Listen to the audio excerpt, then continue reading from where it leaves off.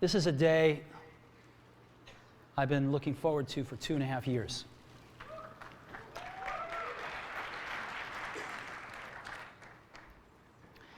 Every once in a while, a revolutionary product comes along that changes everything. And Apple has been, well, first of all, one's very fortunate if you get to work on just one of these in your career. Apple's been very fortunate. It's been able to introduce a few of these into the world. In 1984, we introduced the Macintosh. It didn't just change Apple, it changed the whole computer industry.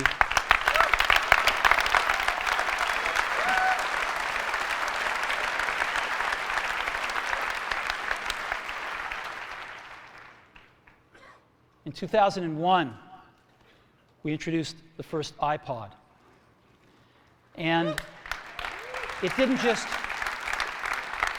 just change the way we all listen to music. It changed the entire music industry.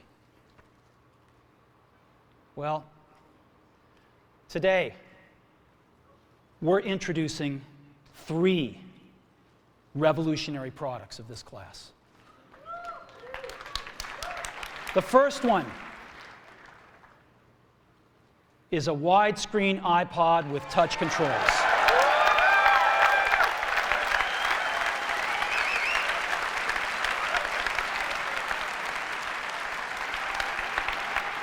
The second is a revolutionary mobile phone.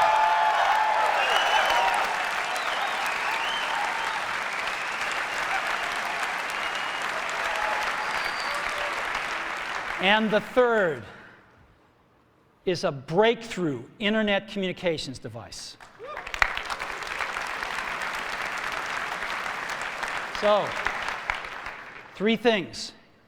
A widescreen iPod with touch controls, a revolutionary mobile phone, and a breakthrough internet communications device. An iPod, a phone, and an internet communicator. An iPod, a phone. Are you getting it? These are not 3 separate devices. This is one device. And we are calling it iPhone. Today, Apple is going to reinvent the phone. And here it is.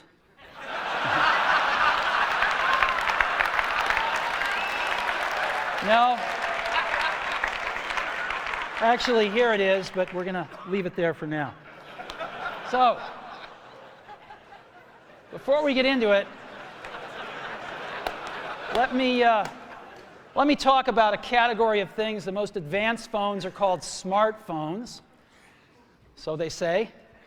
And they typically combine a phone plus some email capability, plus they say it's the internet, sort of the baby internet, into one device, and they all have these plastic little keyboards on them.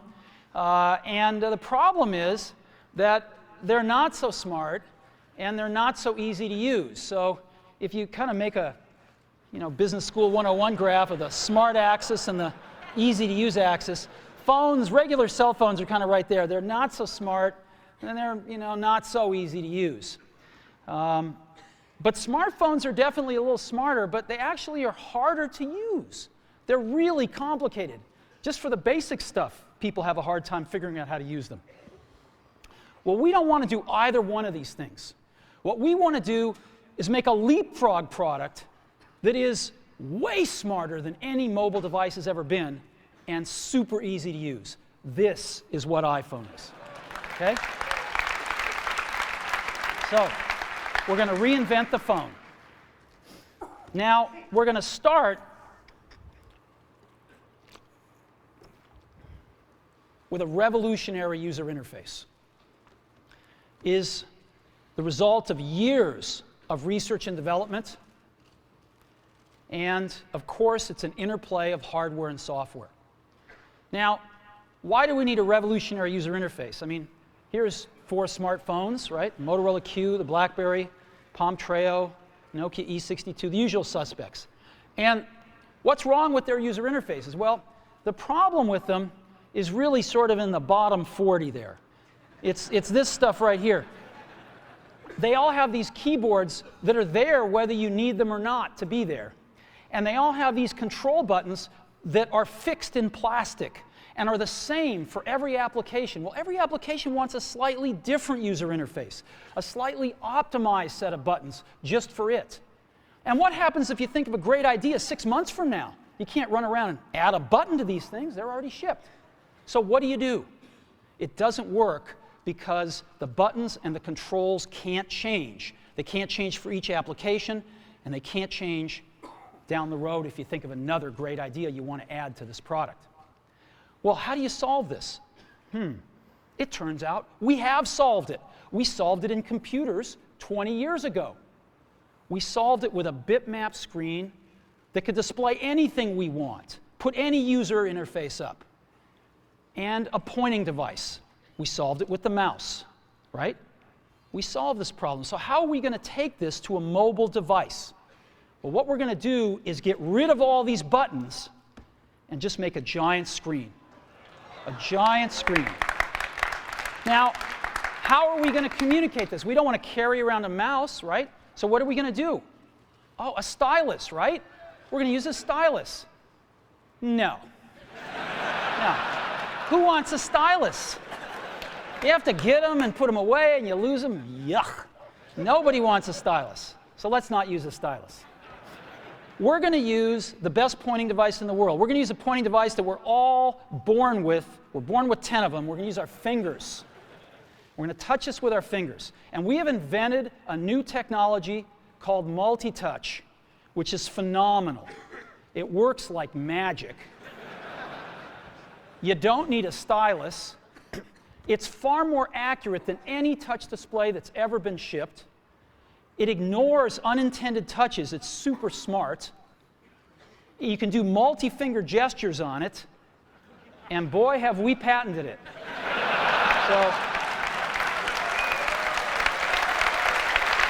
So, we've been very lucky to have brought a few revolutionary user interfaces to the market in our time. First was the mouse. The second was the click wheel. And now we're going to bring multi-touch to the market. And each of these revolutionary user interfaces has made possible a revolutionary product. The Mac, the iPod, and now the iPhone. So, a revolutionary user interface. We're going to build on top of that with software. Now, software on mobile phones is like baby software. It's not so powerful. And today, we're going to show you a software breakthrough. Software that's at least 5 years ahead of what's on any other phone. Now, how do we do this? Well, we start with a strong foundation. iPhone runs OS X. Now,